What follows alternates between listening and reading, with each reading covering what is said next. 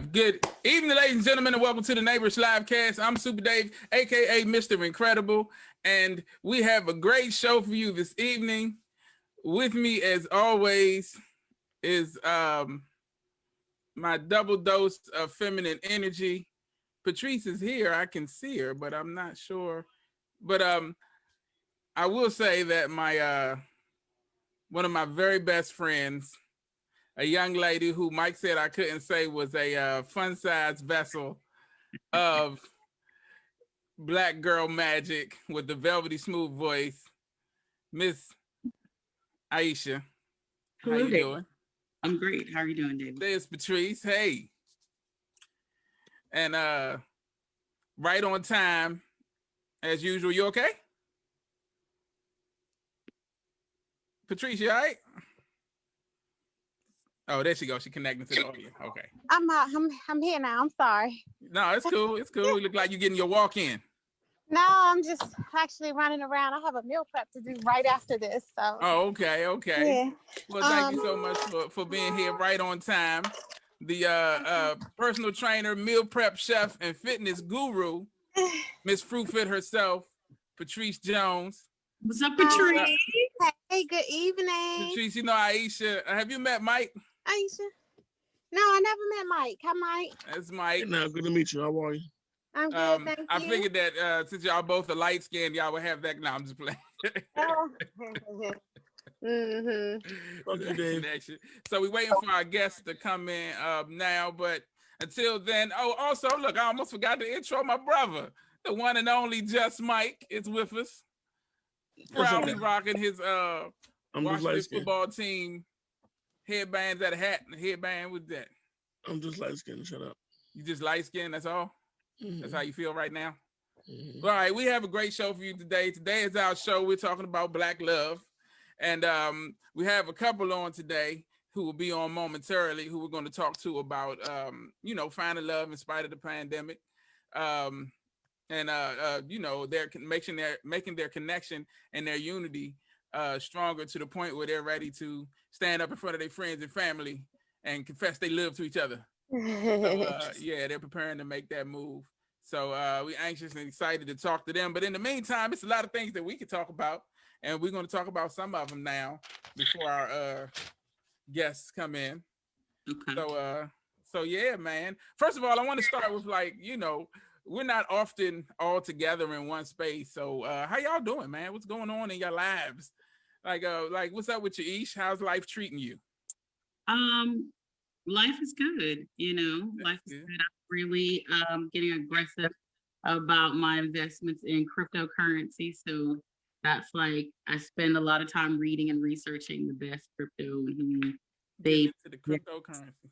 Cool. Yeah. Cool. So. Yeah, and Patrice, Aisha was just schooling us on the benefits of chia seeds.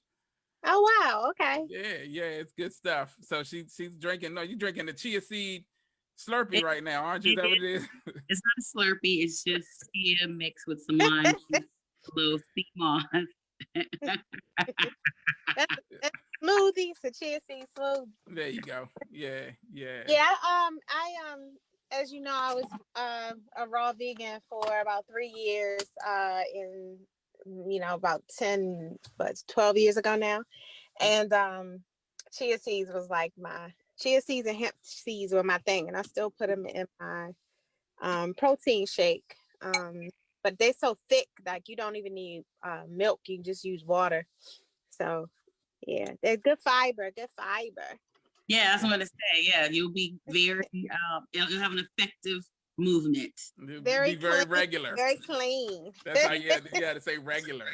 That's the easy way of saying. Have you noticed like the commercials now are getting more direct? Like they don't just say like regular no more. They specifically say like bowel movement and like the tampon.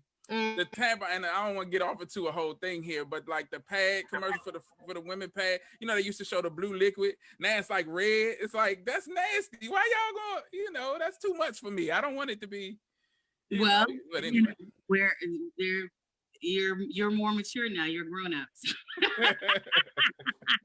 That's a good point. Okay, boss lady said they're having technical difficulties, but they're coming. They're on the way. So That's cool. So we'll give him a few minutes. But yeah, man. So Mike, what's been going on, man? How you been? Tampon commercials and chia seeds. That's how I'm going. Tampon commercials and chia seeds. That's how you feeling? No, I'm all right. Working hard, trying to maintain. That's good, man. That's good. It's always shout out to my brother 151 Rakeem. He's checking us out right now. He got the at the bar radio. Y'all check that out each and every Sunday evening. I think it starts at 7, right? 7 or 6? 7. Yeah, 7. Yeah, don't even know the time. I don't know. It's 6. I be work, and so I don't, But anyway, check him out. It's a dope show. He always make me it's always funny. I told him I always have a good time listening to them. They're hilarious. Him, Lady Antoinette, and my brother CP3. They do their thing, man. They it's a good little team they got going on there. He's like 6 p.m., dude. 6 p.m. My bad, 6. He's a good dude. That's right, 6 p.m. Yeah, right. Definitely. Right. Definitely. So but yeah, Mike, how's the family? How's the wife and the kids? I don't know what you're talking about. I said, how's your family? Your wife and your children? You didn't hear what happened? Go ahead, man. No, my wife and my kids are awesome. They're actually out doing, what you're supposed to be doing. They're out walking as a family. I just got off of work, just, settle down, chilling, Yeah. You put me on the spot asking me how I'm doing, right? I think we're all doing all right. We're here. We ain't some other places, you know what I mean? Some of us are working hard, still persevering. I still have a job. I'm employed, so I'm grateful. You did? Yeah. So let me ask you, man. You look great, man. You do. You look great. You look like your forehead is shiny. Like you got some, That's just the light. That's just the light. Yeah, it's the light, man. I'm not. Is he so white? You brushed him this week. You know what I'm saying? You got something on your life. You got something on your last. Awesome. Anyway, how about you, Dave? How you doing? How you doing, Dave? Patrice, how are you today? I'm doing great. I'm super beyond busy. So I'm trying to. I literally told myself today a couple of times, one thing at a time. So, Yeah. So I had my first article today is due for WebMD, so that's huge. Ooh. Yeah, that's good. Yeah. What's the article about? It's about diagnosis for people with blood disorders, specifically thrombosis, DVTs, and pulmonary embolisms of the lungs. And it's about my own experience, but then, people can, it's sort of like a blog, so people can chime in. So I want to tap into, sharing enough so other people are comfortable with asking questions and sharing their experience, because it's kind of a lonely space to be in when you can't explain what's going on inside of your body. Right. So, yeah. So it's cool. I'm excited. I'm excited. That's cool, man. Yeah, congratulations. That's huge. We're not gonna let that pass without giving you some big ups for doing the WebMD thing. That's pretty dope, man. How did that come about? Like, how'd you get a chance to do that? Alignment, literally alignment. This is funny. They did a story on my health storm from July. Got the call, got the message, did the interview, and during the interview to do the story about me, the audio evidently that was being recorded got cut off. So the journalist messaged me and said, "Oh my gosh, I only got 17 minutes of 35 minutes. Is there any way that you can recall the last half of the interview?" So I ended up typing up a long, summarization of the last, 17, 18 minutes or so, and sent them to her. So when I got a message the following day from WebMD in New York, they asked for a writing sample. And I was like, here I go. By the way, I did one, when I did the other interview, and it was by chance, but it was right in alignment. So man, good for you. That's awesome. That's dope. Yeah. That's somebody recognize you, man. Don't stop. Keep going. Thank you so much. Yeah. I see. Right on time. Our guests have appeared with us today. What's up, y'all? I made it. Yeah. So I'm gonna give y'all the proper intro.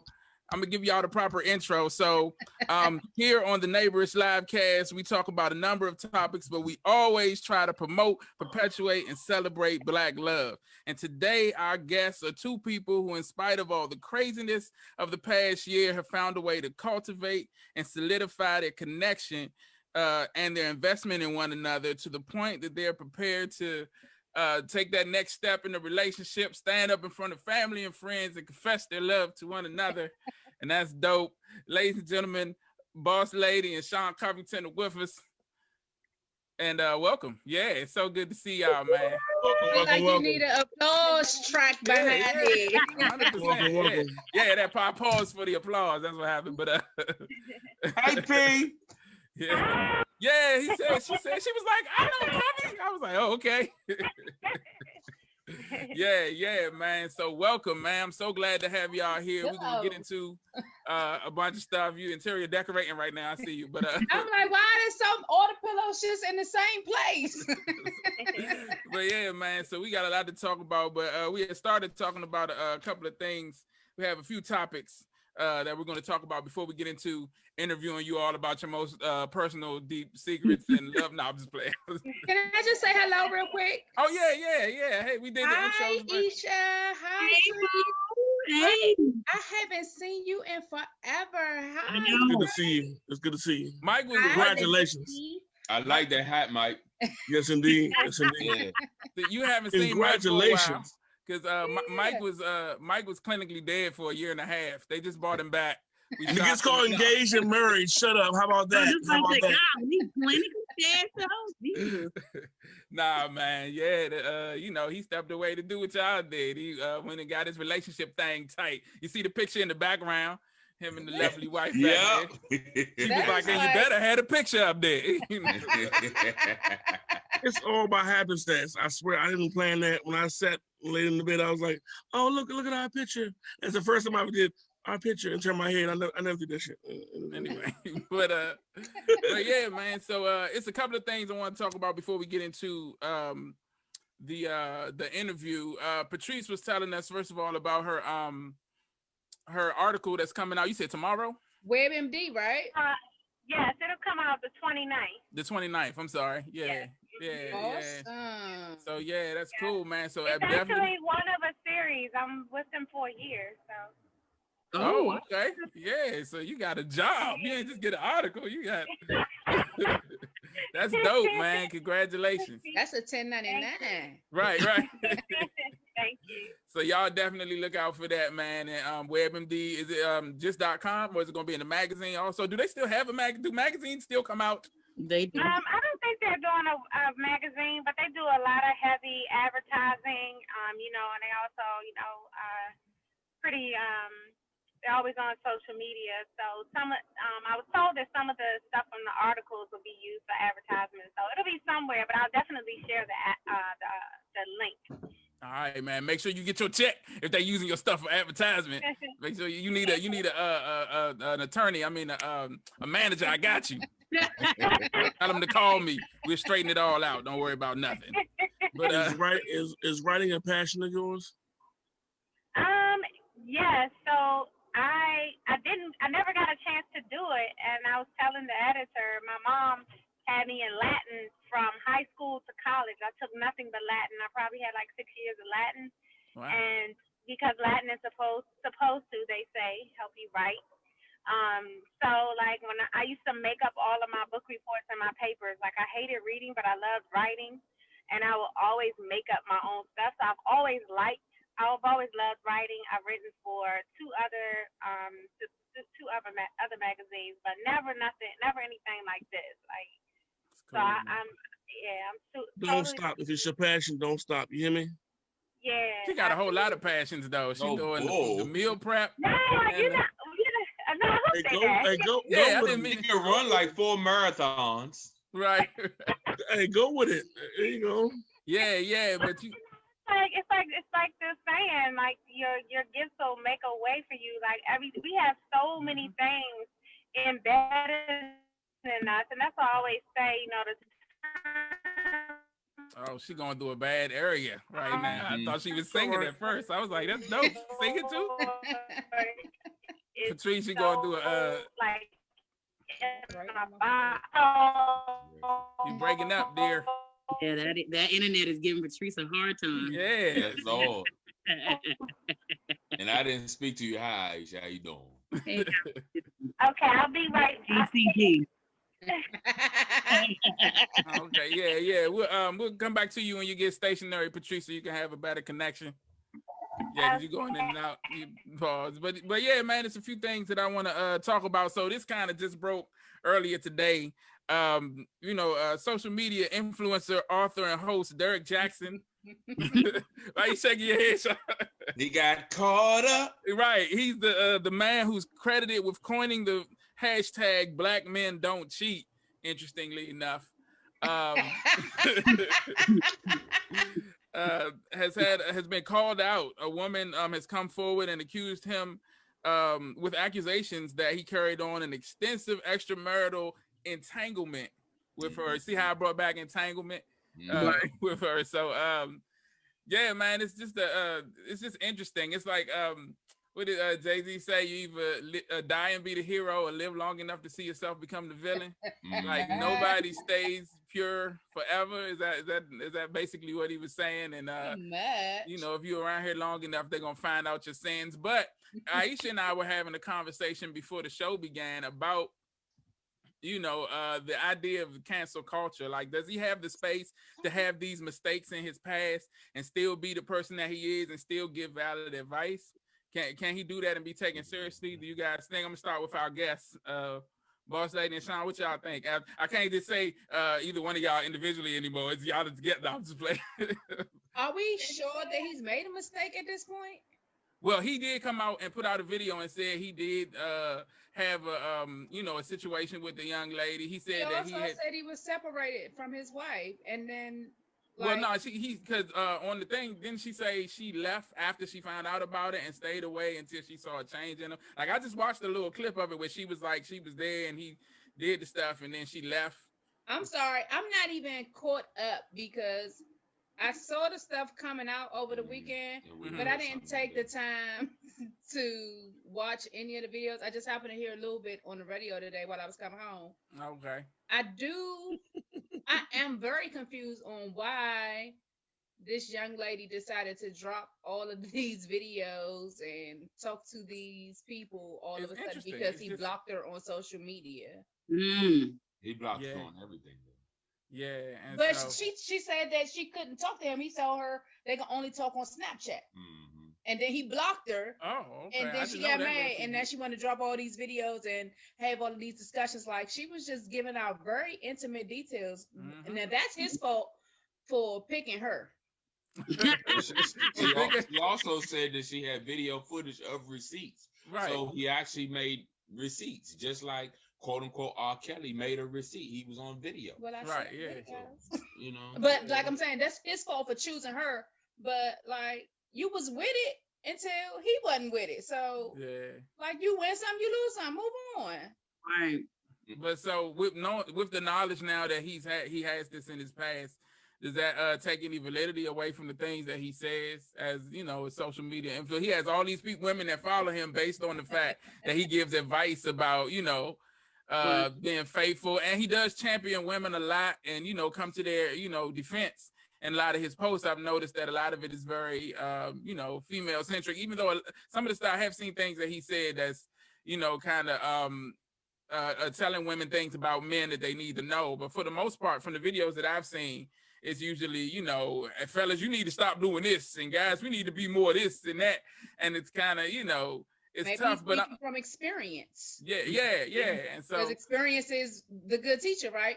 And it's kind of like, your parents, when you were growing up, your parents say, do as I say, not as I do. Yeah. But people have to stop putting so much responsibility on these public figures, because he's, at the end of the day, he's a human before he's anything else. Right. But what I think Dave is getting to is like, does this take away from his platform in anything that he has, only because of quote unquote, like you said, cancel culture? Cancel culture has basically ran him up. Period. Yeah. And that's just my personal opinion. I think Aisha. My bad. Go ahead. And in the instance, and not just let's say Derek Jackson, we have a list of everybody, even from the most recent Pepe Le Pew. Stick to the stick to the subject. I get it. And he was going in. Sean. Hey, look, man, you're not married yet. I don't know like I know. You ain't Y'all don't married know yet, like bro. I know. But no, hey Dave, and Mike, I say the fact that nothing is sacred anymore in the days times, because you can search something, you can Google something, or as we're seeing, somebody can come out just like Deshaun Watson. 6 people that came out now. Yeah. No, 4,700. Right, it just keep going. This shit is ridiculous. It's not the same. This shit is scary and sickening.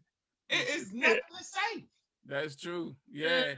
I don't know. Well, I'm not going to say he should be canceled, but I wasn't a worshiper of his. I don't know if worshiper is the right word.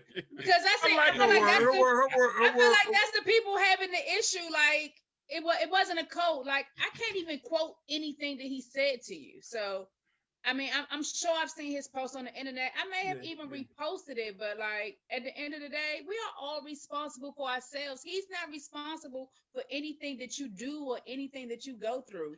And so he's obviously able to tell you some things. I believe that people who experience things give the best advice.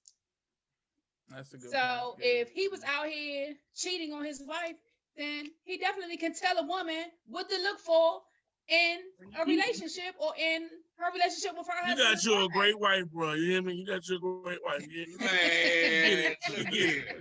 She get it. Hey, I want to real quick. People say Steve Harvey writes all these books, but then he cheated on his wife, and he's had a couple marriages. Was doing what she was doing. But if he get it wrong enough times, wouldn't he know how to get it right? Possibly, yeah. That's and I mean a lot of people have said that, and I mean some of the stuff, like honestly, I kind of fell into that category of people who were like, man, he talk a lot to be somebody who's been through divorces and all this, but some of the stuff that he said has been spot on. I can't hate on some of the stuff, or some of the things in some of the books, has been pretty spot on. I want to real quick, before we go any further, shout out to Domino. She's watching us, and she said that Derek Jackson said he's giving his life over to Christ, and he's no longer living that life. And that's something that a lot of people get caught say, right? As he and should say not that taking right anything now. away from that, because that might be the case, but it's just convenient. It's like that's like a get out of jail free card sometimes. I'm not saying that that's what he's using it at. But that's not all get out of jail now. It wasn't the Pontius Pilate, you did. Yeah, go put him on the stake, Mike. Put him on the stake. Right. Yeah, but I was gonna say, Aisha, you had a similar opinion to what Sean was saying, about cancel culture. You okay over there? I had a similar Derek Jackson experience. No. I don't know nothing about it, but anyway. But right. That cancel culture, I just feel like that is very millennial, zennial kind of energy. It's like you have one transgression and it's like, oh, cut them off, cancel them, you know what I mean? And everything that you have done is now negated, Right. And I just feel like that's counterproductive, because you're putting people under the microscope and you expect people to live this infallible life, and that's not real. And it's all fake. So then when it comes down and you don't allow people to be vulnerable and to be human, that's where you end up with the suicide. That's where you end up with addictions. This is a lot. And definitely. Thank God, my old behind is a Gen Xer, because, bro, it's a lot. and before the show, we talked some, Aisha and I talked some about separating the person. And Patrice, we talked about this on, when we were in the studio too, some about separating the person from their deeds, or separating the art from the artist and things like that. So Patrice, do you think you can separate the person from the things that they've done? Yeah, I definitely. So let me start. I'm way different. I don't put any merit. I don't give any merit. I don't put anything into any any figure, any so-called famous person, any celebrity, anybody on social media, because first of all, we have to recognize what it is.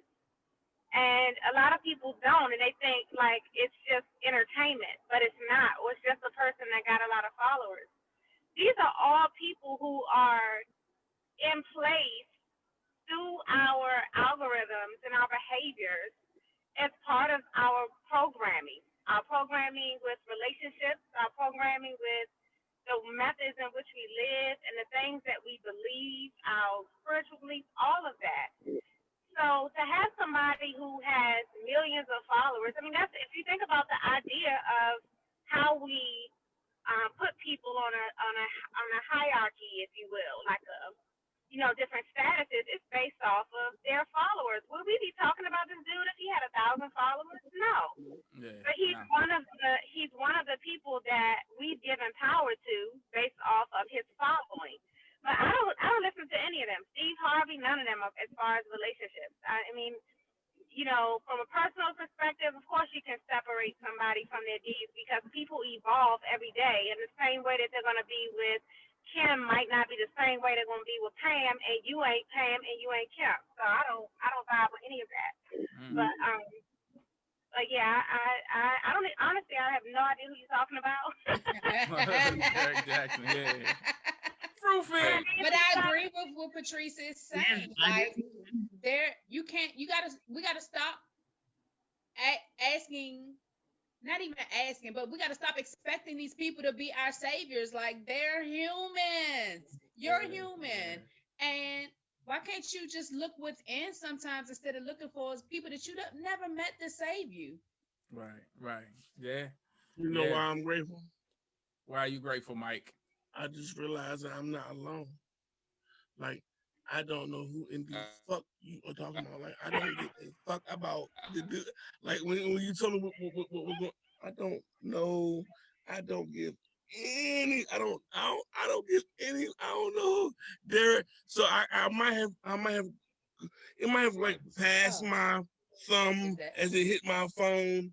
I don't know who in the fuck he is. I don't give a fuck about him. And I hope you're all right. I hope his family all right. If you did have a platform on all that bullshit, cool. But ultimately, bro, you can't. If you talking that shit, you can't speak that shit on. I hope that somebody listens to us. If you think I'm playing, I'm not. I want somebody to listen to all of us. Ultimately, if you're not saying what you mean and mean what you say and walking that walk, I'm not. I love Jesus, but I'm gonna cuss, goddamn it.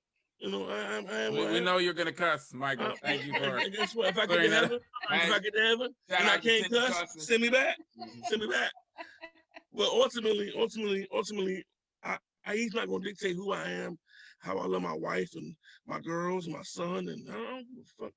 Like, and I hope that anybody who does give a fuck, they stop giving a fuck.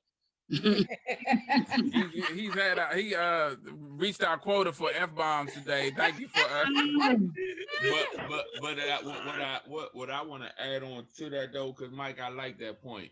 But the way culture, and I'm not just going to say cancel culture, regular culture dictates how people move about in society nowadays. Yeah. So let's just say you have some bad deeds. You have to either correct them, be canceled, or just get vilified for everything else that you do going forward. Right. And of course it's not fair and it's not right, but how do you combat the culture? How do you combat that? Because you can't. The kids right now, they want you to show me right now. Right. Kids ain't playing. They're like, we raised them. They don't. She said Generation X. They Generation Y. They don't give a fuck. They don't care about. They don't care. Show me. You gonna pull up, bitch, and I'm gonna put it on Facebook. You would lie, boy, right? Like, God damn. And you gotta think like celebrities from yesteryear, like our grandparents, our parents. Their personal life really was their personal life. Like, right. You had to find out about them through an interview, and it was very, very, cultivated, and, you knew what you were going to get. Us as Gen Xers, like, we are the first that had cameras all the time, everywhere, reality television, share. So for the next iteration of us, it's like not only do we overshare, but in that oversharing, there is this sense of obligation. You know, they feel like, well, I've helped you build this platform. We are the people that serve, that you're serving. You owe us. And that is a tricky place to be in because, you've got your fans, but then you've got your sycophants, and then you've got your worshipers Mm-hmm. who Stands. live and die by your word. Right. And you fall off your pedestal. It's now their whole awareness is disrupted because, if Derek Jackson is cheating, then what does that mean for me? You see what I'm saying? Like, are you serious? That's scary. That's scary. Yeah. I don't want that deep weight rabbit on- hole though. I don't want you to. I don't want what Right. you do. I never want that. Like, who you don't want? I like sinning. You know what I'm saying? Oh Lord, Mike. But You see how you white better? You see how white better eyes now? Wait till you ride back. She cut her eyes back. Hey, Dave. I mean, not just Derek Jackson, but the majors before him, Michael. You know, R. Kelly, Bill Cosby. You know, do you stop watching the Cosby Show because of his transgressions? nah. Right. Listen, this guy was very torn up about Bill Cosby, and I'm like, it's okay to watch the Cosby Show. It wasn't Bill Cosby. It was Heathcliff Huxtable. Right. So it was a character. It's in representation though. It wasn't Bill Cosby. So, it was but cancel Heathcliff culture Huxtable. gonna get mad at me, so Not Well, if I mean, that's that part. hey, I still watch it. The only one I don't really listen to R. Kelly no more. It's hard to really listen to his music and be. it is hard because you like, oh, He been telling you all along. It's like, He never lied. He was like, he even mentioned, he got that vibe. So It's the Pied Piper of R&B bitches. Dave, Dave, let me just say, for the songs that he wrote, you gonna not listen to them too? Who's that? I was talking about that because it's because he wrote a song for Michael Jackson, so that's like a double whammy. You know, it's like you're gonna have to cut the radio off when that come on. You can't listen to no more music for a week and a half when that song come on. But no, I mean, it's some part of us that forgive him though, and I do in my heart. Like music, if you made music and it's sung to my soul, I can separate that based solely on. I don't know too many musicians that wasn't perfect. I mean, if you're gonna lie, I mean, it's hard because I've had to restrict R. Kelly, and I bled for R. Kelly. Now Kanye, I've had to cut Kanye catalog in half. I was hurt about R. Kelly, because R. Kelly was supposed to be our Marvin Gaye. Like R. Kelly was that dude, and I can't put Robert in the rotation. But Kanye, his disc is cut in half. It's like pre-Donda West and post-Donda. You know what I mean? Like pre-Kim, post-Kim. So because I'm not cutting Kanye off. It's definitely different. And I can't cut Kanye off. I'm sorry. It's definitely different. You remember Coach used to think Kanye West was really Black Jesus. Oh, she did. She used to really think that was Black Jesus. Wow. But she's kind of shifted in the past few years, and she's like, I don't even know who this Kanye is. He's a clone now. It's a different dude. Nah, is that what it is? That's but so moving along, I want to get one more topic in before we get into this this interview. So I saw an article earlier that said that the artist Lil Mama wants to start a heterosexual rights movement, because she said anytime that heterosexual people make comments or statements that are adverse to what homosexuals believe or their, I don't want to say agenda. That's not the right word. But let me read the article as opposed to just trying to come up with words. Because they going to come get you. Yeah, right. I don't want to be He dropped all alphabets and, they got algorithms. So it says Lil Mama wants to start a heterosexual rights movement because she believes if someone expresses opinions that an opinion that is not in line with the LGBTQ views, they are bullied and ostracized for having those different views. And so I've heard people say things like that. I don't think it's that. So I'm gonna tell y'all my opinion, and then I'm gonna ask you guys how you feel about it. So I think that as a society, that with this whole you know, a millennial thing that's going on, there is a huge movement to overcorrect. Every time somebody feels an issue or hurt or, you know, put out, or they feel away, everybody wants to, oh, we got to make you feel better by doing this and taking this extreme move to this side. And it's like, oh, somebody didn't like that. Okay, let's take an extreme move to this side. And so I don't think it's that serious. You know, I think that we're going to eventually, everybody's going to fall somewhere in the middle. And we're going to keep living like we always have and always will. You know, Want to be in the middle? I mean, I think it will. I think it'll fall. Like, I think there's always going to be people who feel like it's leaning to one side, you know, and it's usually like people on one side will be like, oh, it's leaning toward them. And the other side, you know, it's always like that. That's perspective, because people like to see themselves as the victim. But I think it's really like, you know, you're going to keep living your life and everything's going to be fine. Nobody's going to, you know, the world's not going to explode because somebody has a negative view or doesn't agree exactly with what you think. But I think everybody's trying to overcorrect. And it's crazy that I think Chappelle was the one who said, like, the LGBTQ community kind of hopped over the Black community when it comes to people caring how we feel, you know, our emotions, like really taking the time to be like, oh, how do you feel about this? Like nobody really, yeah, and not saying that, you know, that's just what he said. Those aren't my words, but like, so should there be a heterosexual rights movement? Start with Aisha. What you think? And there's that. That's your answer, right? So I wish Veronica was here, because Veronica would go absolutely ham Your on best friend. Yeah. Veronica would eat this up. So I feel like that whole push from Big Mama, Little Mama. from Lil Mama, that thing from Lil Mama, I can understand her sentiment, because the alphabet community is a juggernaut. Like they push and they push and they move fast. So like you think about all the strides we've had to make as Black people within, we'll just say 100 years.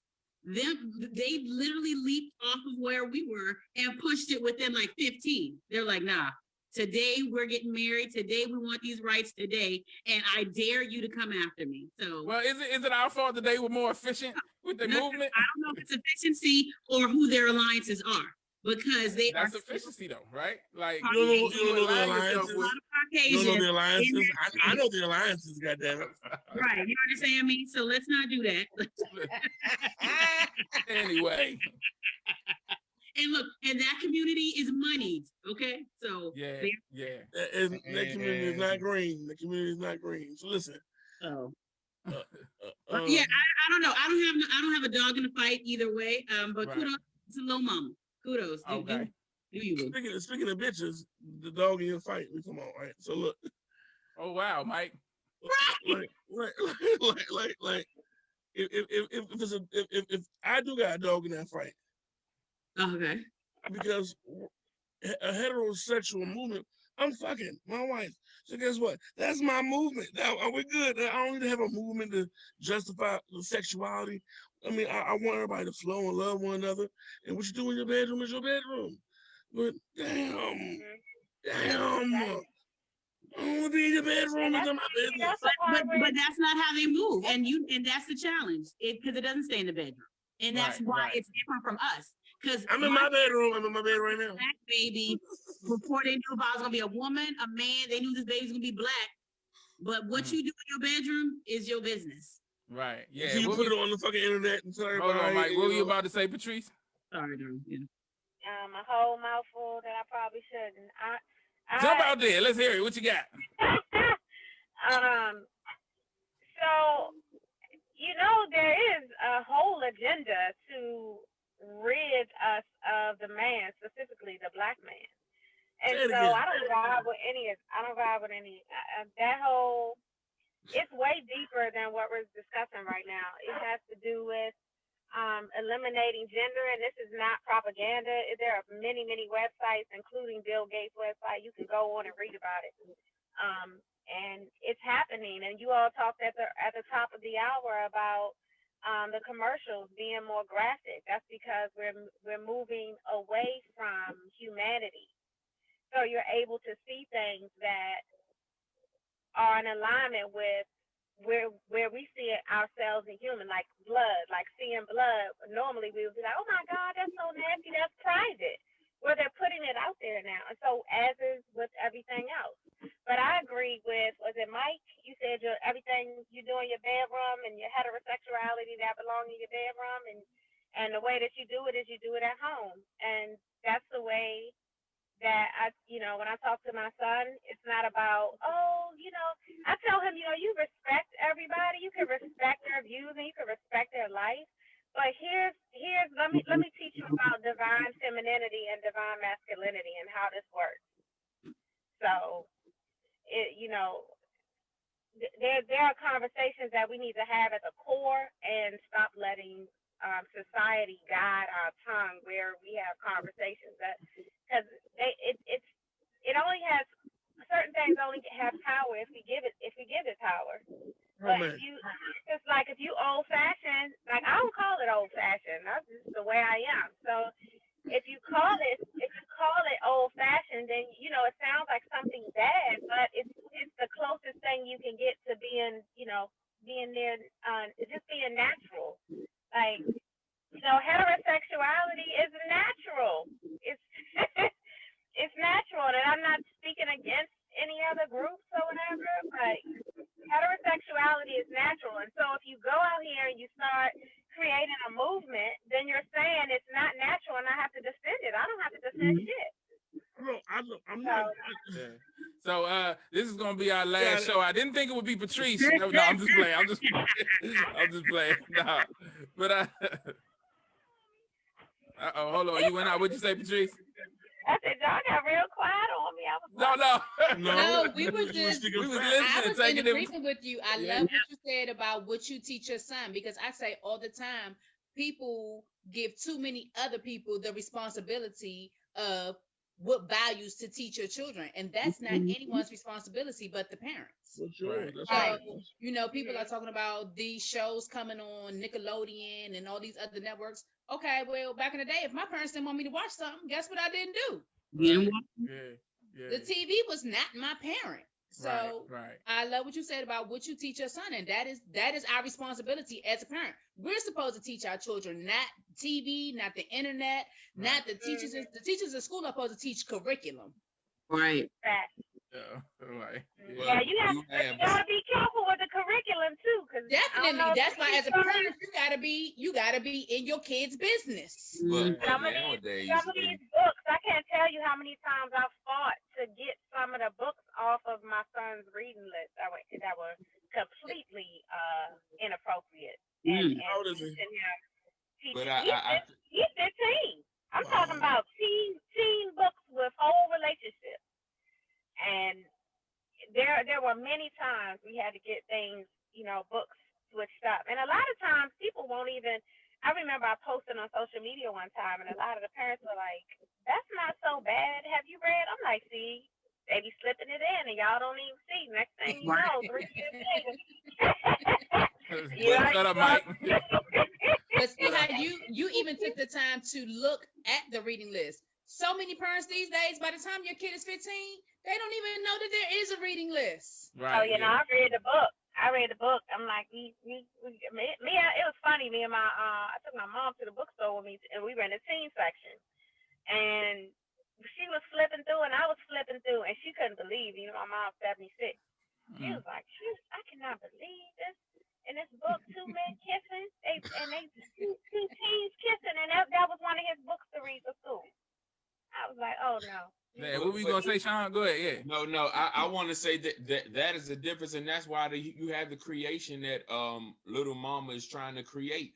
When you have society dictating what you do with your family, how many times have you walked in a grocery store and seen even almost babies with something in front of their face just to mind their time while you do what you gotta do? Yeah, it's something else, and it's so easy and prevalent for them. Like for us when we grew up, it was no internet. It was no where you can FaceTime all your friends and everything. You had to either get out the house, call somebody, or have some sort of face-to-face. But now with everything so prevalent and so with ease, you have this type of culture that dictates how things move now. You better go in the Cartoons grocery and store. You better everything. not embarrass Exactly. me, or everybody getting beat. Yeah. Right. I remember them days. Don't touch nothing. Don't look at nothing. Don't ask for nothing. Exactly. Yeah. And we was good. You know, if you acted up, you got popped. If not, you was good. You didn't need something. Now in front you of your can't face, get right? popped, Dave. That's called child abuse. Yeah, somebody gonna say something. You can't even talk to. You can't even tell your child to shut up. Yeah, nah, yeah. I'm with it, man. I tell other people kids to shut up, man. I don't even know. I'm just nah, but yeah, man. I always enjoy the different opinions. You know, I like to share openly the opinions of different people. So I appreciate each of y'all, putting your your opinions out there. So thank you so much for that. I'm gonna get into this interview with my good friends here. I'm trying to think of a good superlative to call you all. I like to use big words when I'm around Aisha. It makes me feel smarter. She Same big words too. Right. She got she's a human dictionary. So yeah.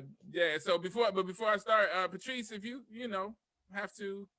Yeah, I have to duck out, guys. I have a meal prep delivery to do tonight. So You grinding, man. Don't stop. Yeah. Congratulations on so WebMD, man. That's dope, man. Yeah, Y'all definitely look out for that on WebMD. Congratulations, Pete. Thank you, cousin. Nice meeting you, wifey. I'm gonna call you wifey already. All right, have a good night, y'all. Yeah. All right, too. bye. Be safe. All right, so let me yeah. So yeah, man, I want to talk to you guys. What's up? What you got, Mike? She's awesome.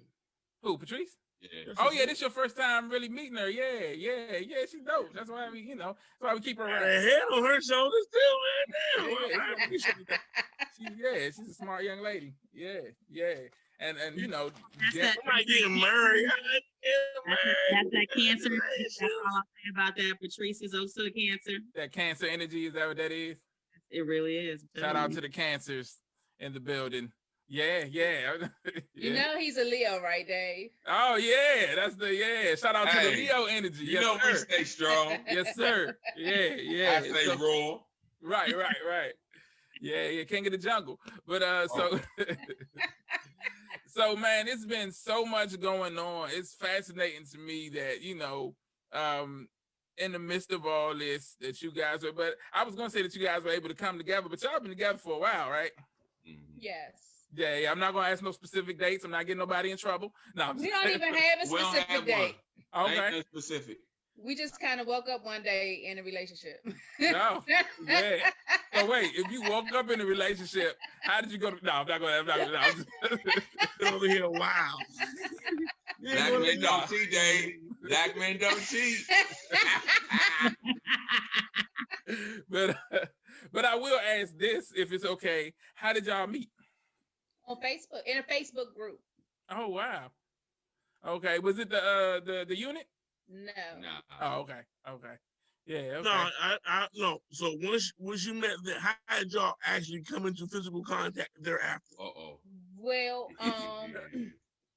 there was back in the day when Facebook groups first started, like there were several groups that used to come together, and so when we met, there was a reunion cookout, and we met That's what's face up. to face. I wasn't that part of that shit. That's fucked up. I never got that invite. They didn't know you back then, man. No, so in general, like that's what. For none of the groups. That sound like it makes sense. So that's how y'all met. Yeah, so we met at the reunion cookout, and then people will always have stuff, and we will always see each other at these different events around the city. Okay. And so who hollered at who? Funny story. Uh-oh. You want to tell it? I'm not gonna give y'all all the details. Yeah, Sorry. we went to a tailgate, and one of my friends was like, ADC, who was that? He kind of cute. And I was like, oh, okay, I'll put you on. I told him, I was like, my homegirl said you cute. They went out on a date, and here we are. Uh-oh. Yada, the whole rest of the story. That's dope. Awesome story. That's an awesome story. Yeah, that is. That's a great origin story. Yeah. That's dope. That's dope. So you know, I gotta get all the mushy relationship stuff out the way first. Who said I love you first? He did. Cool. He was cool. mad too. He was mad? Yeah. Yeah, he said it first. He was mad. He was like, it was like he couldn't believe that he loved me. Like, he was mad about it. He said that to you? He said that out loud to you? He didn't say he was mad about it, but like, No, he said, I can't believe I love you. he didn't say that. He was really sincere about the fact that he loved me, but he was not happy with himself that he allowed himself to be that vulnerable. Oh, It ain't, you know it ain't easy. it's not. It's not. That's a god thing. Bro, thank you, man. Thank love a you. crab. I'm just saying, cancers were easy people to love. And that's and Isha, I'm like, of course you do. That was your response. I can hear you saying that back to. Of course you do. You say that now. Right, yeah. So how did the proposal happen? Can we? I'll take lead on that one. There we go. I was I had her jewelry for some time, but timing never fell into play. So finally, on He Thanksgiving, was trying to surprise me. Y'all know better than that. Cause you sneaky as hell. so finally on Thanksgiving last year, we were sitting up. I had a conversation with one of my good friends, and they were like, "Man, just feel how you feel when you feel it." So that's what happened. Thanksgiving morning, I felt it. She was all nervous. She said I was acting weird. I said it wasn't acting weird. He hadn't slept for 2 weeks, y'all. Yeah. So once I, got over there, I started talking to her and everything. She was like, "What are you doing? What are you doing?" Then I got down on one knee, said what I needed to say, and here we are. Yeah, the rest is history. That's dope. That's dope, man. Yeah. So congratulations. I feel like I'm there now. Thank you very much. Thank you. But yeah, so you guys got any questions, Mike, Aisha? Anything before I continue? Damn, why you have a horrible that's horrible. That was a bad segue. My segues ain't on point tonight. I'm sorry. All right, so you're not linking. You're not linking up with the people. Right. We ain't vibing. I was trying to give them an opening. They ain't jump in, so I was like, let me. No, because I just got married. In the bed, I rolled over. Right, I nudged her on the side. I said, "Babe, about 3 o'clock in the morning. 3 o'clock in the morning. You know what I want. And she thought that too. I said, no, they just shut the NBA down. We gotta talk about who in the venue when we go get married, because this the week that it hit. The week that it hit, tax is about to come in. We got a couple dollars, make some things happen. She has a humongous, beautiful family, and a lot of them wasn't able to be there. Ultimately, we still pushed through, made it happen. But man, it's a beautiful thing. It's a beautiful thing. Indeed.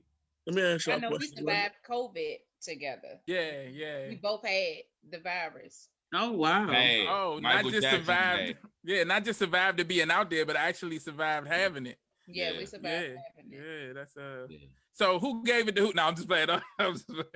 Again, I look here. I'll be forthright. Yeah, I started it. Well, I was joking. You out here working, though. If you out here working, exactly. And I work for FedEx Ground, so Oh yeah, going door to door. Yeah.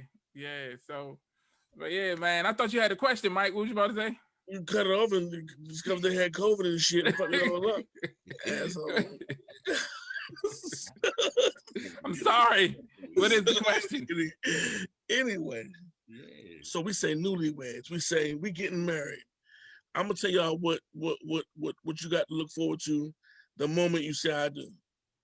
First of all, when you see her and when she see you, you did already. It's like, wow. The ultimate thing in that day, it can't be about the bullshit that's gonna come your way. It's a lot. Somebody want this of you. Somebody want this of you. Ultimately, it's about her day and what she want. It's a lot to go with it, man. It's like you want her happy. You want her to get what she deserves. What can we find? You want to give her the world, but ultimately, these ribs and this macaroni and cheese look good on this meal. Why we gotta feed every fucking body? Everybody, like everybody. $27 for 170 people times, and then you got to do the venue in the hall and the flowers and the bullshit. Man, we could get a big ass grill. Everything on a Saturday, do this shit on a Sunday morning. Get baptized in the river and have a fucking ball. So needless to say, Mike's wife planned their whole wedding and hooked everything up. Because if he'd have did it, he'd have been on the grill. It's an awesome video. It's very, very romantic. Yeah. But guess what? She still want a whole damn reception. Like, she because you know she didn't get that for the pandemic. I'm with Mike. I'm not spending all that. It's so much. 60 grand for like, I wanted to go in the Odyssey, right? For like about 2-3 hours down DC on the water. About 60 stacks. You know what I can get with that's the house right there. That's the house. That's a lot. Yeah. So let me ask you guys this, and I'm gonna ask you and I'm gonna ask Mike, because this is something about the whole process that fascinates me. Sean, you said you had the jewelry for a while. So I did. When did you know and how did you know that she was the one? Well, the day he met me say. No, it happened. I'll say this. Maybe going into our second year of our relationship, I kind of knew that she was, she fit the bill. Mm-hmm. So as things got, progressing, then a lot of things had occurred between her and our personal things. It kind of let me know that the foundation was just, something to build on. And that was my gut feeling. So moving forward to, when I got the jewelry, I was like, okay, this is happening. And like I said, I talked to one of my close friends along with talking with my brother. They were like, just have conversations with yourself, like offers that you can't refuse. And after you do your checks and balances, what else is left? If there's everything always on the up that you have no other choice. Okay. You have no other choice. So I just done process of elimination. Then like as far as when I had the jewelry and the time in between, it was just me how can I say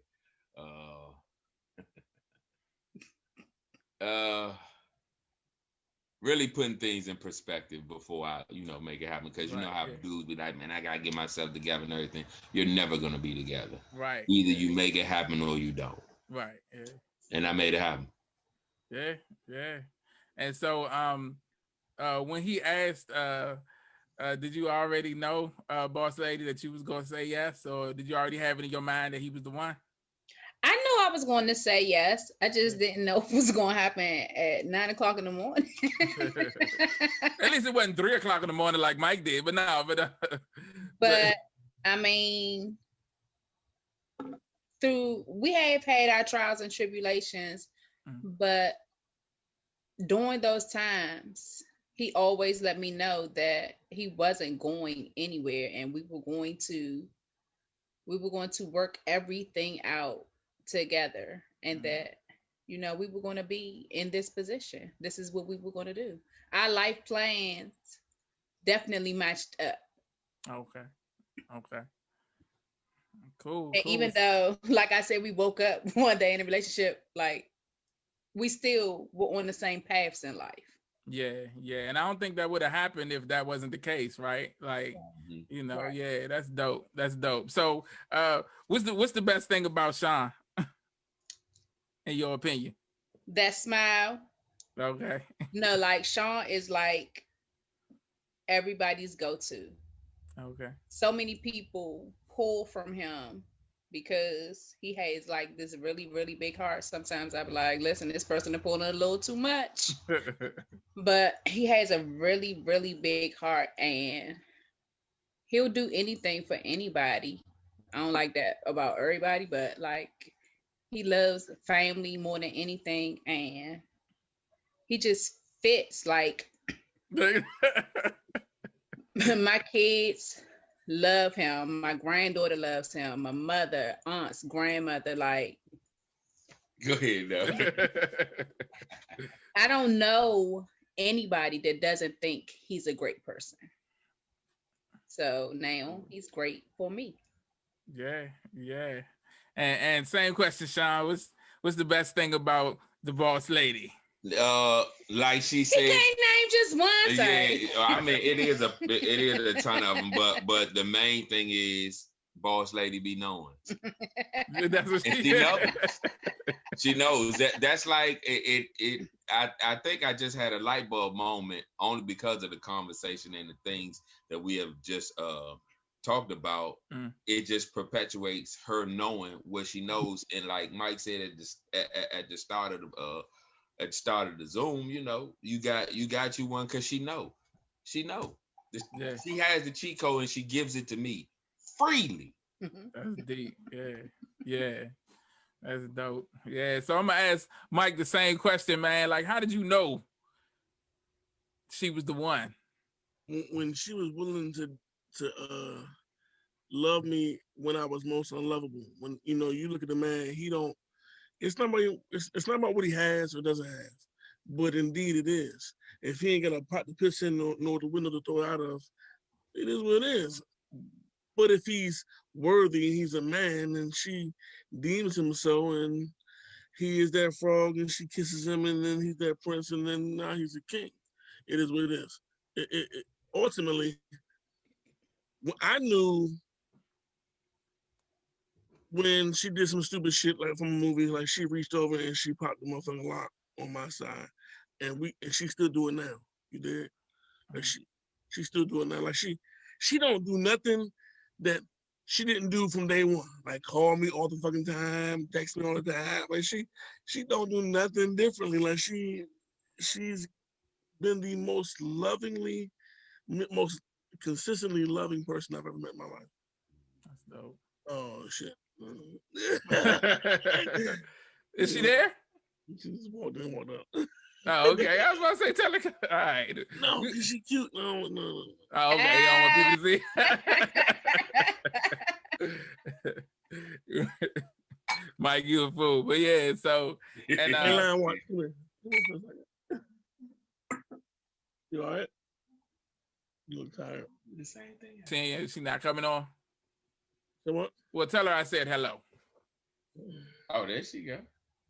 Hey. Hey, how you doing? We were just talking to Mike about we were just actually having a conversation because we have some newly engaged. I say newly engaged. It's been a while now though, right? Do you still feel newly engaged? I do. Mm-hmm. Oh, okay. Well, then I say newly engaged. You newly, damn it. Yeah, newly engaged couple here, and they were talking about how they knew, that each other was the one. So, do you mind talking a little bit about how you knew Mike was the one? Because Mike is no, I'm just begging. Look, we all want to know how you knew Mike. Right. I had a different feel than anybody I've ever been around or dated. And I knew he was the one because I could be myself and not have to worry about what he thought or what he felt. And I was comfortable. He made me comfortable inside and out. And I knew he was the one. We've been friends for 16 years. Wow. So, we've been friends for a long time. We lost contact. We came back in touch and kind of just picked up where we left off at, like we never missed a beat.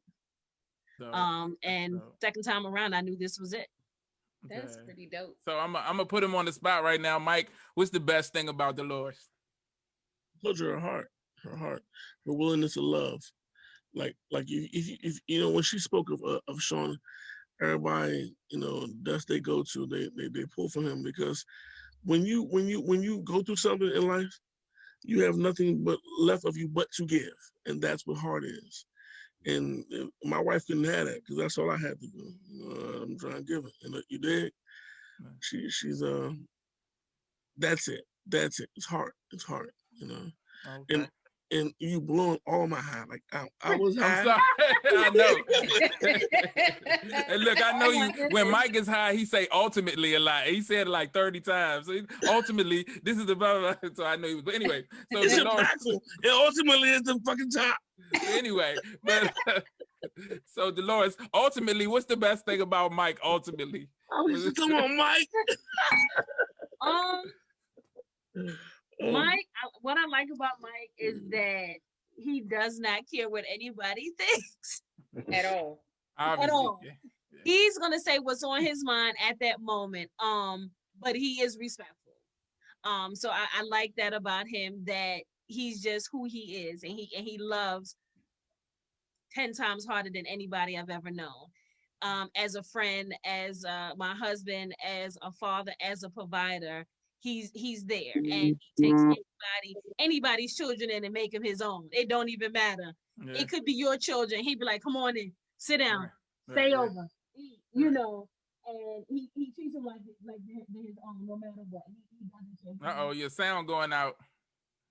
Your audio is Can you hear us? Yeah, I can hear you now. Okay. Go ahead. Well, yeah, I like everything about Mike. Mike is funny.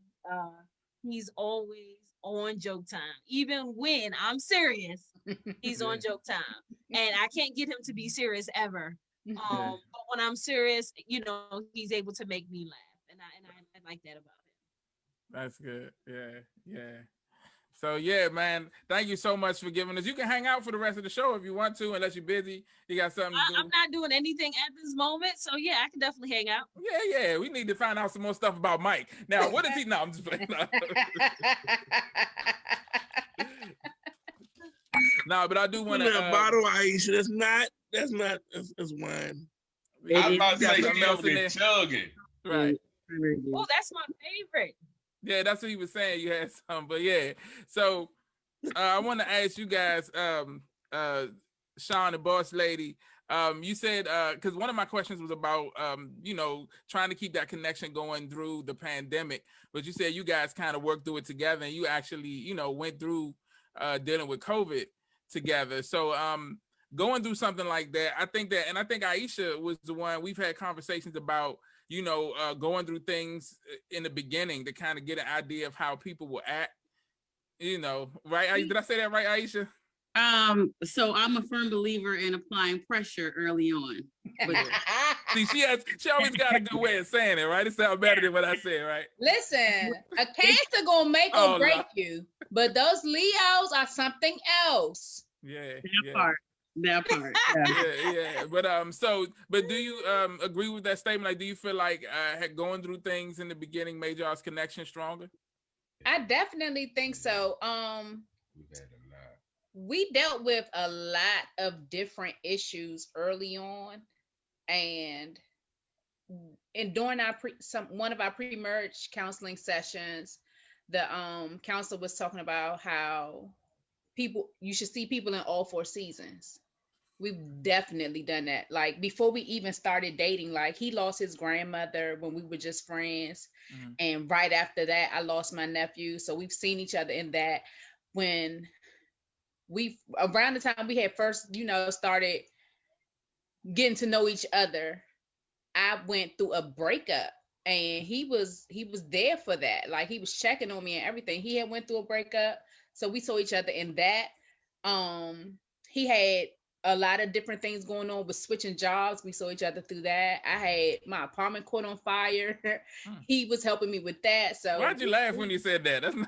Because it was just so crazy how it happened. Like I didn't even know. I was watching the news, and so I was like, "Oh, that's my apartment." Oh, you saw your own apartment on the news? Wow. That's crazy. Yeah. So while we were sitting there watching the news, you know, you just watching, then I'm watching her just unfold to see, like, damn, this is your house. Yeah. That my house at the time, and so naturally, I just told her, even in spite of, you can just stay here for whatever. And this is just us through dating. So yeah, that was one of our major, I guess you could say, hurdles that we got over. And that's also putting us in a position to see how we live with one another. That was about to be my next thing. So I'm gonna ask both of y'all couples this, because this is a theory that I have, that people must cohabitate before they get married. You cannot have a successful relationship because there's no way you can see people's habits, the things that they do. You can still, like, do you believe that people should always live? I guess that's not even a question anymore. People live together, move in together now, and don't get married. So, but I agree. Is it essential for people to live together before they get married, you think? Yes. Because you can't easily be a different person for the weekend. Right. Yes. You can be a different, but what about that week when you snowed in? What about after my apartment burned down, I moved in with a friend and the basement flooded and I had to stay with him for 2 months. Like, you know, you see different things. It's easy to not answer the phone for a weekend. It's easy to act like you're a clean person for the weekend. Right. But when you are there day to day, consistently, 365 days a year, like those are things you have to decide. Can I live with this? Yeah. This a deal breaker? You see what I'm saying? Is this Like, a deal breaker? Like, I don't know. Right. Yeah. And you know, where I'm 40, I'll be 45 this year. Pretty much set my ways. So can he live with me being boss lady setting her ways?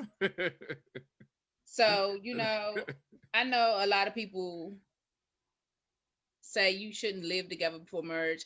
You shouldn't cohabitate before marriage. You shouldn't have sex before marriage. But those are old rules for old times. Yeah. And Mike and Dolores, same question. I totally agree. Honestly, I wouldn't have it any other way. I don't like surprises in that form. So I need to know beforehand what I'm up against, and then I want to be able to make that decision whether I want to deal with it or not. Honestly, that's just me. And I'm still dealing with Mike, so you know. Okay. Yeah. Every day I'll be like, man. Whew. But no, it's not that bad. It's not that bad. But yeah, you know, and it same for me. You know, I'm not an angel, so everybody has their own way and the way they are. You know, I have some form of OCD, so Okay. yeah. So that could be a lot for Mike. So yeah. And Mike, you just gonna go with that answer, or you got something to add to it, or? No, I think it's amazing how you twist the shit. Me? Specifically, I'm so inquisitive about what you guys are experiencing. And so, how about you, Dave? Why is it at this point in your life you ain't never cohabitated with a motherfucker and linked that? What's going on with you, Dave? How about nothing going on with me? Ain't nothing going on with me. Nothing. And that's the answer to the question. Dave. So anyway, when you said David don't ever want to answer the questions when the questions are posed to David. I'm the interviewer. Get him. We supposed to be having an interview here. I'm the interviewer. That's not how this works. Yeah, I didn't plan on having my wife come in. That's you wrong. But you cool. No, you said it was cool. If you ain't want to. So, what was the question? About cohabitating. But before? Yeah, before you married. It was a must in my situation. My situation, I was coming up. It was a situation where she was established and doing her thing, and I need to make sure that she know I wasn't piggybacking with her. So I said, I'm gonna get my own, have my own, and we did that and progressed to where we have ours. And you know, the next step is graduation's here soon, getting these little bastards out of here and having some real fun. They're not little. First of all, they're not little bastards. They're wonderful little bundles of joy. You ain't got none of these bastards. Nah, man, but they bastards. They bastards. No, I'm gonna tell you something. I live for them, but ultimately they are bastards. I mean, under the specific definition, but we don't have to get into specifics. All of them. Now when you have no. My son was crying because he was shoveling dirt, right, and the dirt wouldn't move. Don't put your son out there like that. We're gonna move. In the shovel. And I'm like, son, none of these kids gonna help you. I've told you I didn't, go off on I wasn't me, but ultimately, man, come on, man. See, ultimately, but but so, have you guys set a date, boss lady? March 20th, 2022, first day of spring. Nice. And it's a destination. Oh, okay, cool. That's right, CastS2. Yes. Everybody, you ain't trying to come, motherfucker. You ain't gonna come. You ain't gonna make it. Where y'all going? Costa Rica. That's where you go, far away. Where my family's from. Oh wow, you got to give me some good details. Ooh, it's been a long time since I've been to Costa Rica. So I was 6. Oh, wow. Long time. Yeah. It's long time. Yes. I don't even remember, but I remember being there. Oh, okay. It was hot. It was hot. Yeah. That's what I So like. you gotta holler at family though. Get some recommendations for them when they get there. You know, places they can go. I can talk to the ones that I do talk to. Absolutely. Where's it cool to eat at? Yeah. She said to talk to the ones that I do talk to, so I believe that a lot. No, but Oh, I got stories. No, I'm stopped. so yeah, so we can get into a little bit of let me see how I could put this. A little interesting territory here since I got the two couples here. We're gonna talk about what pisses you off the most about the other person. And I don't want to start no fights or no arguments. So let's. How much time we have left on the show? Oh.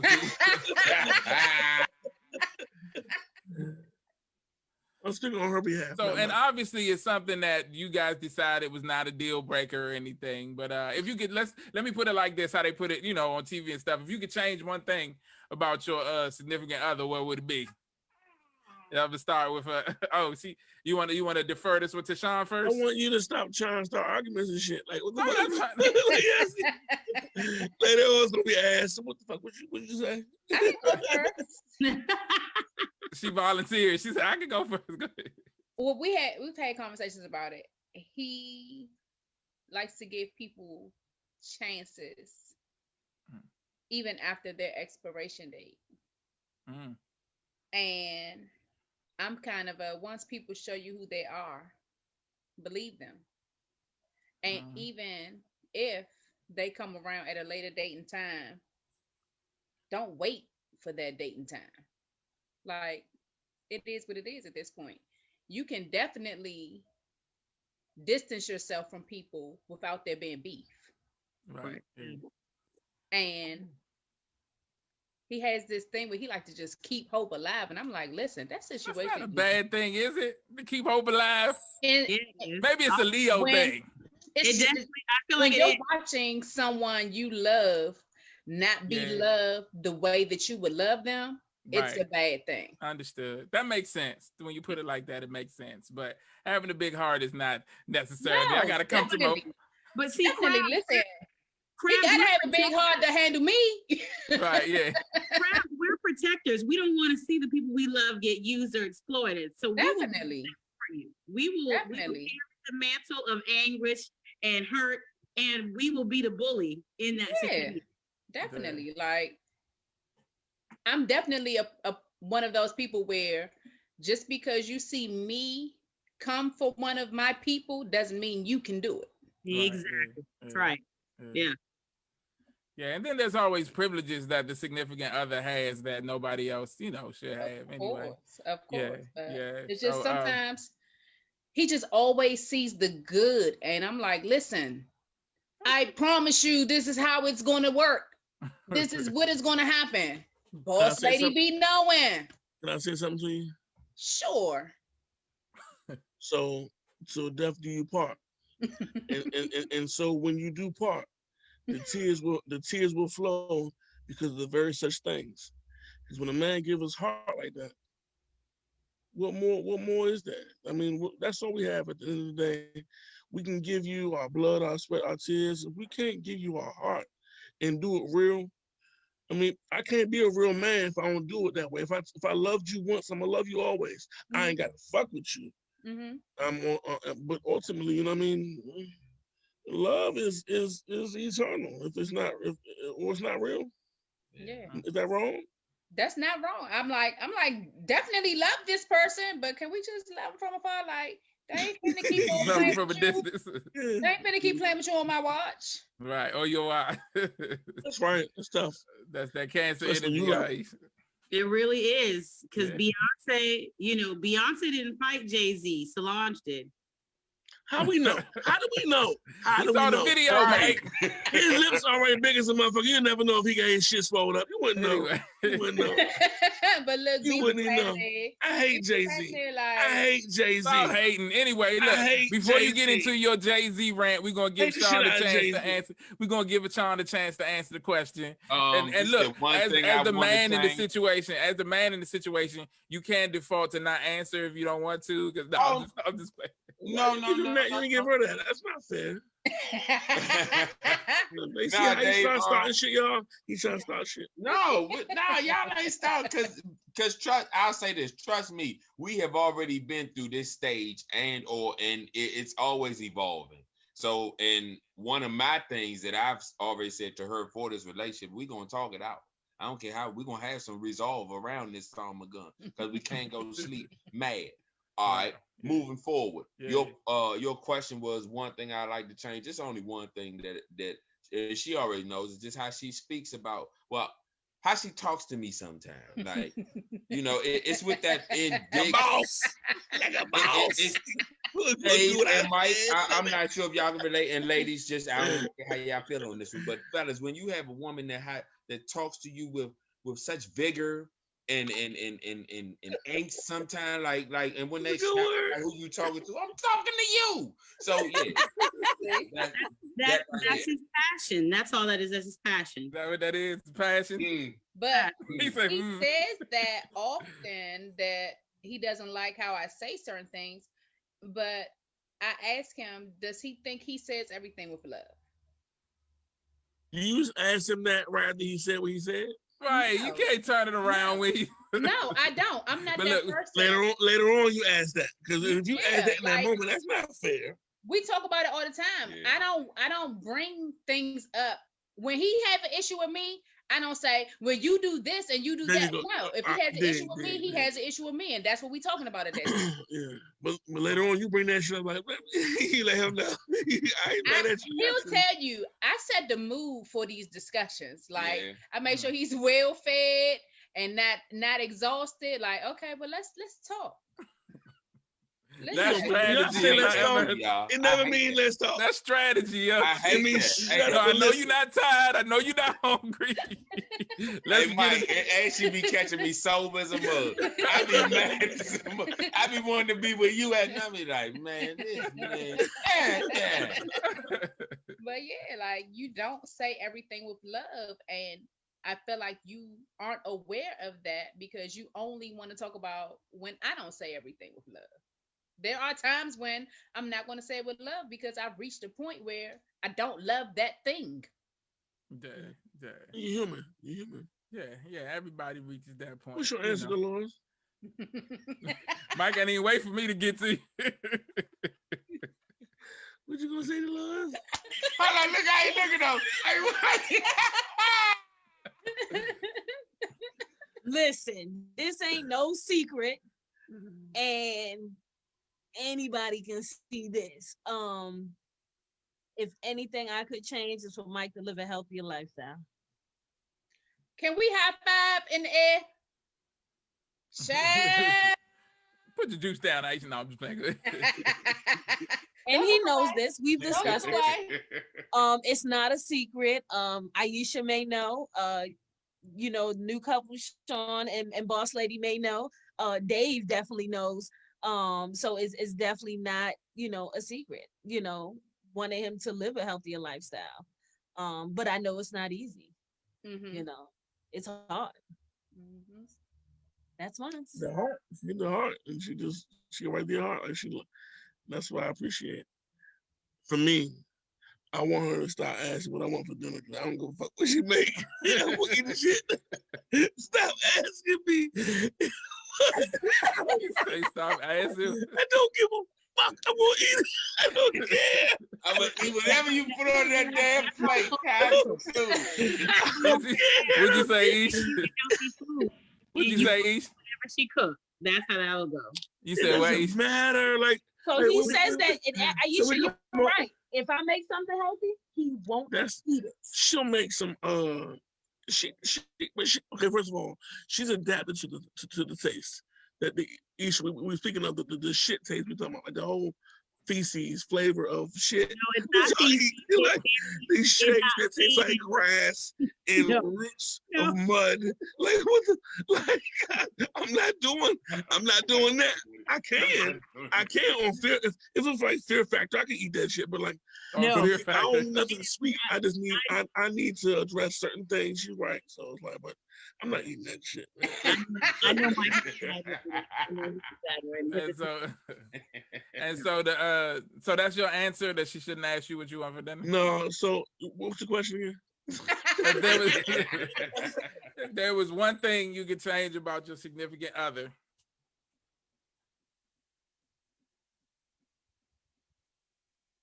Why we all quiet away? Right. I was like, did something with the sound? It's like we on the last part of Jeopardy. Right. So the one thing that I would change is if I could go back 16 years ago and, you know, maybe beat up the guys you were talking to or something, do something different where it wasn't so much time gap in between my peace, my loves. You know, it was a long time before I got here. Coming, goddamn it, you understand me? It's been a long time coming. To get to love, where someone genuinely loves you and cares about you and what's going on with you. If I could go back and change that time frame, that's what it would be. Mike used this question to score points. Good job, Mike. You won this round of relationship. No, just you're an asshole. I'm not the asshole. He's the asshole. So back to you, Dave. Regarding marriage and relationships, what are the first four letters in marriage? How do you M-A? Or take up one of the. Anyway, so are we with somebody, bro? Talking about Mary? Yeah, she's probably watching right now. Yeah, that's my girlfriend. Right. Yeah, say it again. What about it? Say what? I'm looking forward to that wedding. All right, it'll be eventually, huh? So anyway, the next question I want to ask you guys.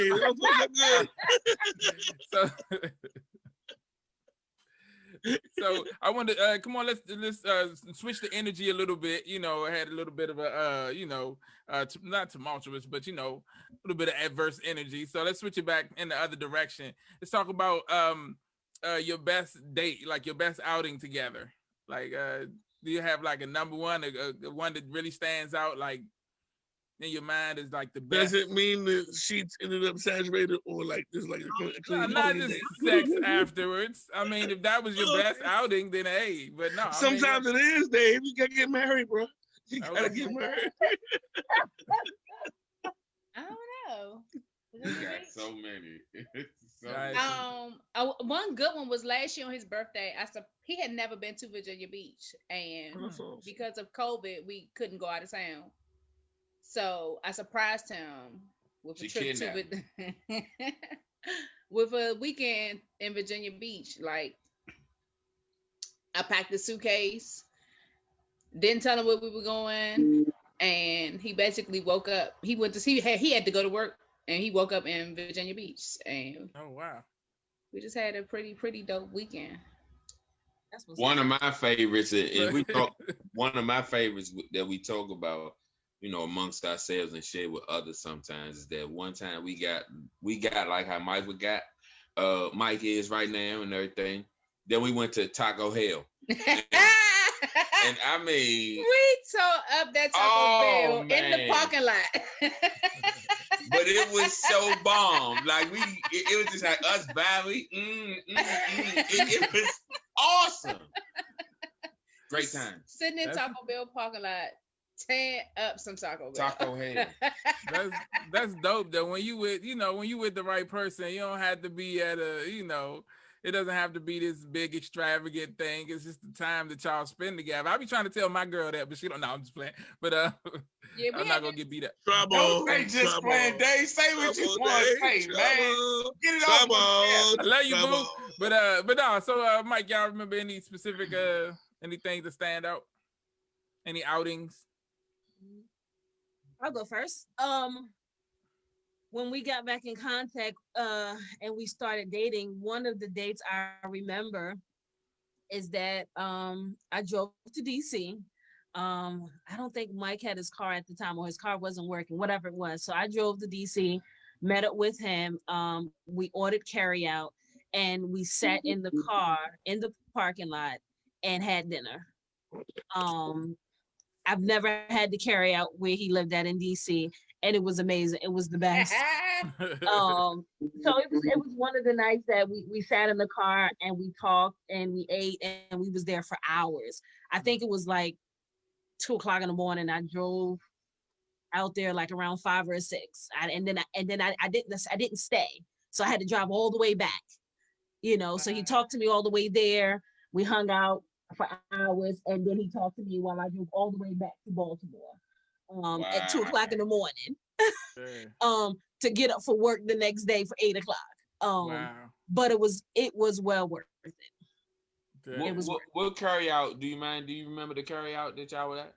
Look at this guy. It was what's the one around the corner from Hong Kong, MLK. Hong Kong, MLK. It all Hey, had to be. Clap for him, Southside.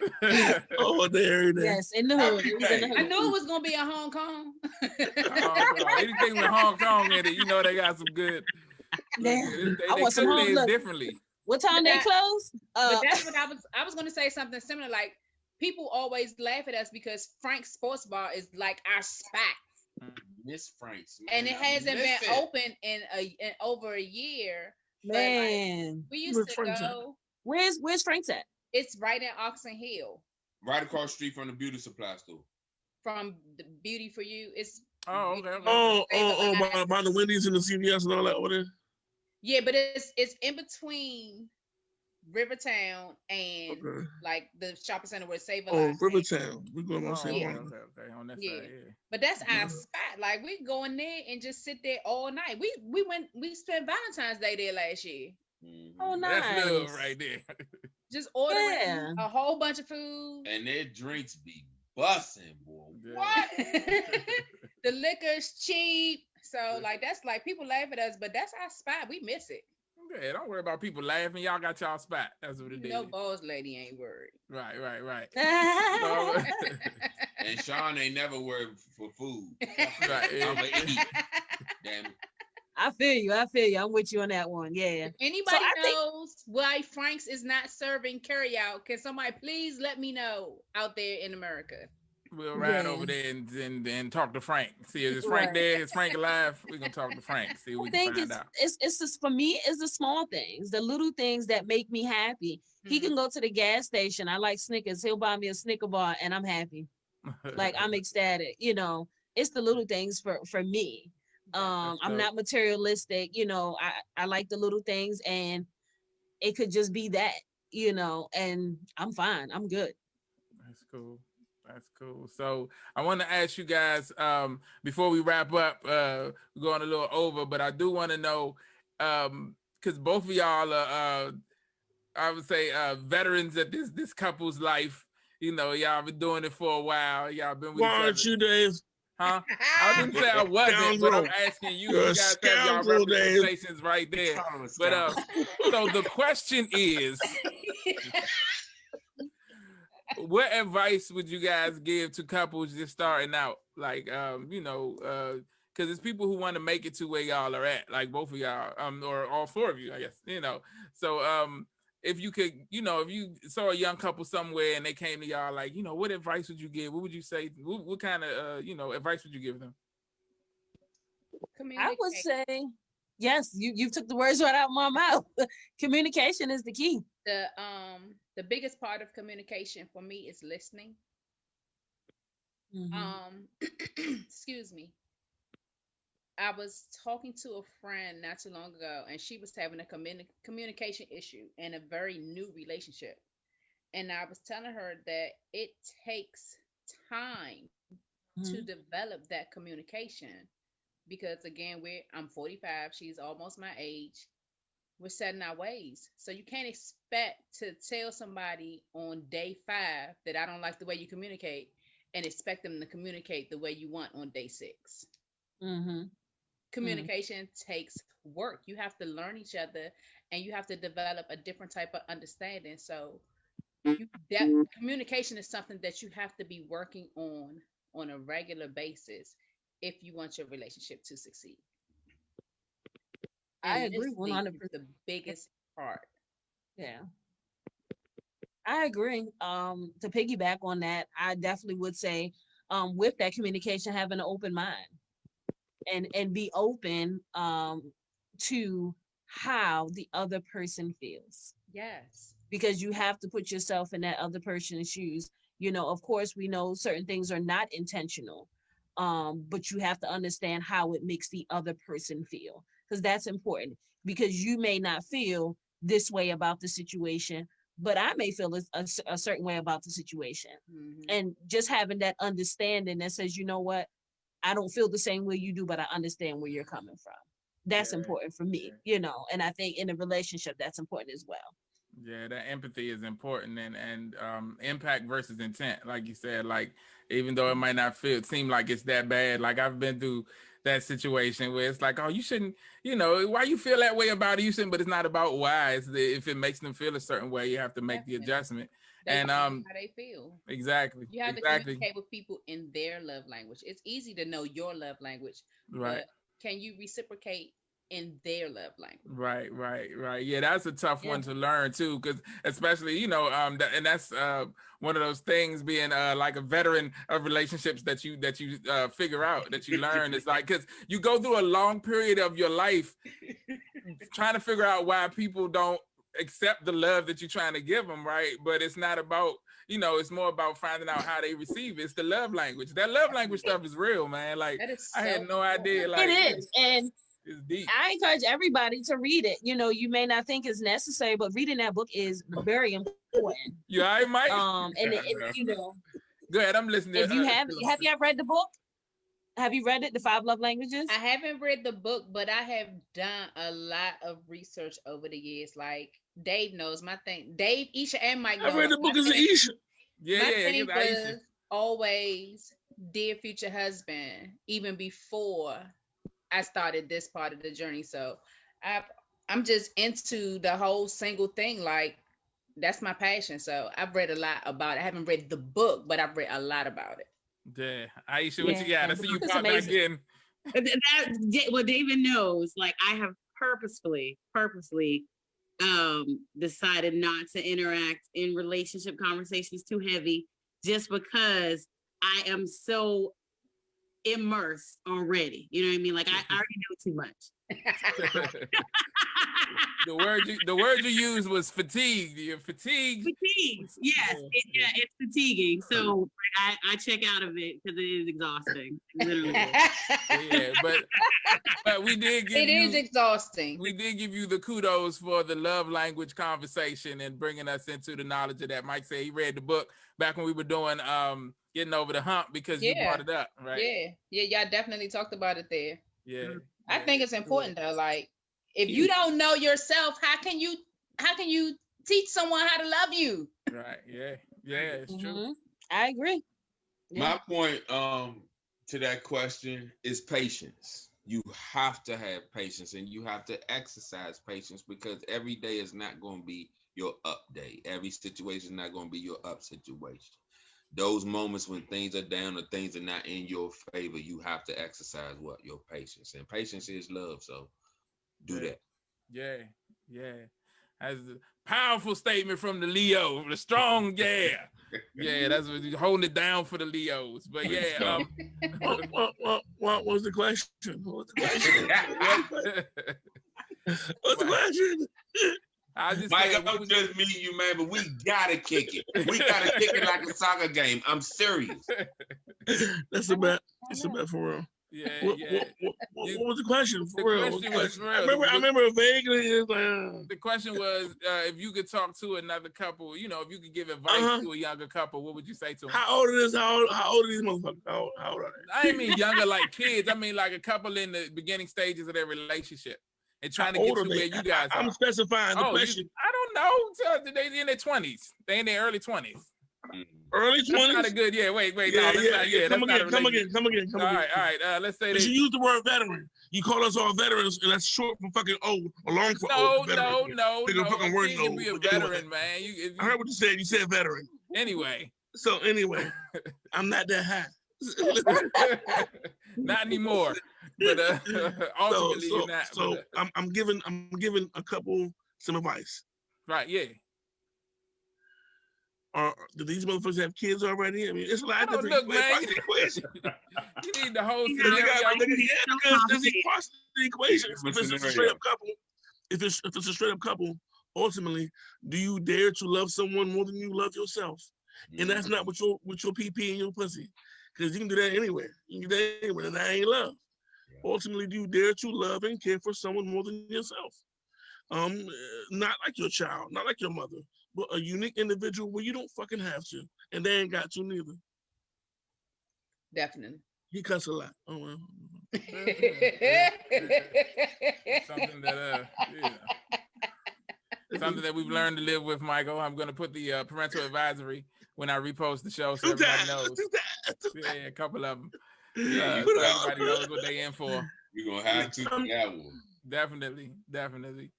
But yeah, man, that's good advice, man. Why does he cuss so much? And you know what irritates me? The notion that, you know, I don't have an intellect. It's not that I don't have intellect. I don't choose to go into the English language that far enough. It's simple and plain sometimes. It really is. And you know, I'm a huge proponent of profanity, and you know, I got large. Yeah. I think it's cute when you say everybody together say like you Kirk Franklin, motherfucker.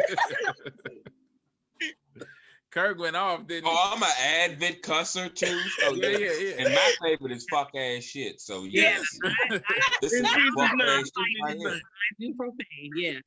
It was profane from time to time. Well, I'm a Christian. I don't know what's wrong with you heathens, but you lying fuck ass shit. It applies. But yeah, man, let me wrap this up. We already almost it's almost 9 o'clock, man. So but it's just you know, I really enjoy talking to each and every one of y'all, man. I'm so glad that we had a chance to do this and get you guys on to talk about you know, relationships and love. And because I think it's important that we get these images out there for people to see that, you know, that Black love exists. You know what I'm saying? It's not a myth, it's not a fairy tale, it's real.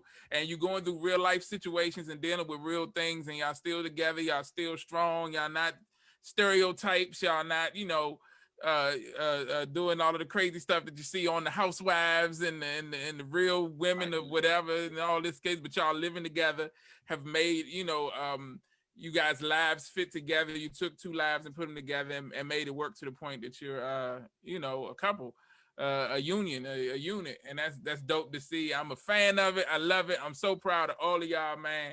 I love y'all a lot. And yeah. Isha, what you got? It's a beautiful thing. You know, I'm a huge proponent of Black love. Black love is everything. And yeah. Yeah. I've been in the trenches for a long time, y'all. Right. Congratulations. Yeah. I told her when, you know, when you made the announcement, man, we've been hearing dear future husband for a long time, so now I can just be dear husband. That's dope, man. That's dope.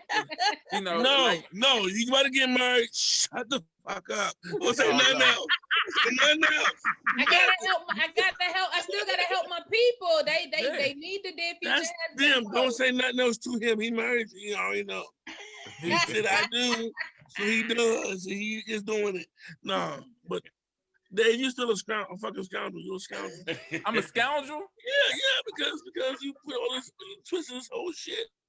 Twist like all this shit. You like I act astonished every time he go, me? Hey, I'm the what? Oh my. Who want to bet 50 cents? Isha gonna get off and go pee right away. She been drinking that whole goddamn bottle. I got pee for her. Like, Mike, you stupid. That's that urinary hell. That's you need it. So I think that's a good way to wrap it up, talking about Aisha's bathroom habits. Urinary health. Hey, man. This is for dear future husband. Okay. Exactly. Yeah. He's gonna be happy that you put that work in. But dear future husband, don't kiss her after she drink that damn juice. Oh Lord. Anyway, man. Hey, thank you guys so much for checking out another episode of the Neighborish Livecast. On behalf of myself, Super Dave, aka Mr. Incredible, the incomparable Miss Isha, Just Mike, and our illustrious guest. Oh, I'm sorry, Just Mike and his beautiful wife Dolores. Uh-oh, he froze. So and our illustrious Don't let the Mr. Pringle man. boss okay? lady. Who, me?